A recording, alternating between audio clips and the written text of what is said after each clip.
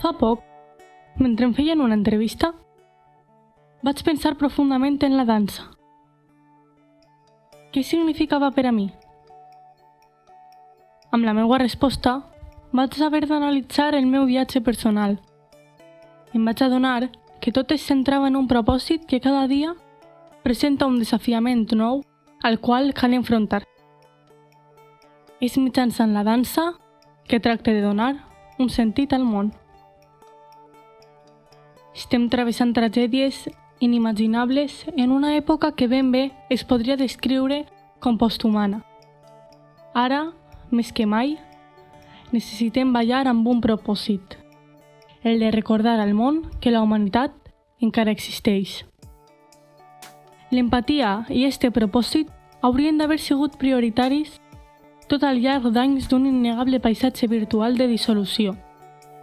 Tot això ha donat lloc a una catarsi de dolor universal que ens envaeix de tristesa.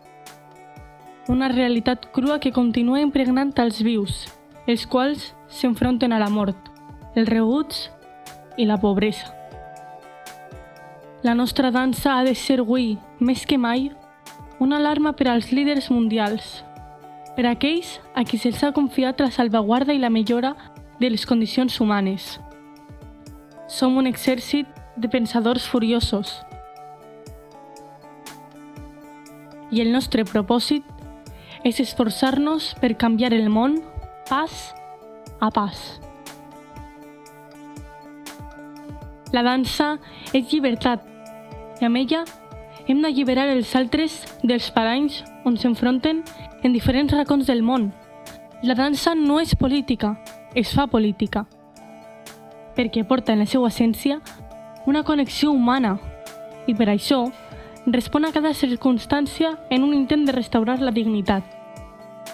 A mesura que ballem, els nostres cossos cauen a l'espai embolicant-se junts i es converteixen en una força de moviment, teixint els cors, acaronant les ànimes i proporcionant una curació desesperadament necessària.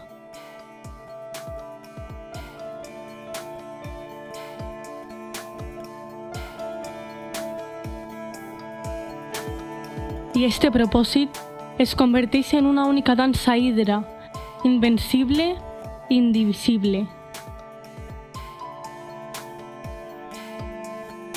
Tot el que ara necessitem és ballar més. Para mí, la danza es vida, es arte, es relacionarse con otras personas, es trabajar en equipo, hacer grupo, hacer comunidad y sentir al otro lo más cerca posible.